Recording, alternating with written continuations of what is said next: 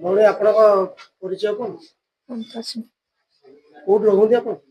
Sector. ଏ ରାଉରକେଲା ବାସିନ୍ଦା ଆପଣ? ଆପଣ କଣ ନଉଥିଲେ କଣ ଟ୍ରେନରେ? ମୁଁ ସେଟା ଜାଣିନି ସାର୍। ଆପଣଙ୍କଠୁ ଗଞ୍ଜେଇ ସବୁ ଧରା ହେଇଛି ସବୁ ଆପଣଙ୍କର ନା?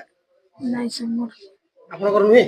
ମାନେ ମୁଁ ଯାଇଥିଲି ସାଙ୍ଗରେ ମତେ ଜଣା ନଥିଲା ସେଟା। ଓ ଆପଣ ସାଙ୍ଗରେ ଥିଲେ ସେ ବାବୁ ପ୍ରଫୁଲ୍ଲ ବାବୁଙ୍କର? ଆଜ୍ଞା। ଆଚ୍ଛା, କୋଉଠିକି କିଛି କହୁଥିଲେ କୋଉଠିକି ନେଇକି ଯିବା ପାଇଁ? ସେ କାଲକାଟା ସାଇଡରେ କୋଉଠି। କାଲକାଟା ସାଇଡ ନେବେ ବୋଲି କହୁଥିଲେ। ଆଗରୁ ଆପଣ ତାଙ୍କ ସାଙ୍ଗରେ ଆସିଛନ୍ତି କେବେ ଏଇ ବେପାରରେ? ଥରେ ଆସିଛି ସାର୍। ଆଗରୁ ଥରେ ଆପଣ ତାହେଲେ ଆସିଛନ୍ତି ତାଙ୍କ ସାଙ୍ଗରେ?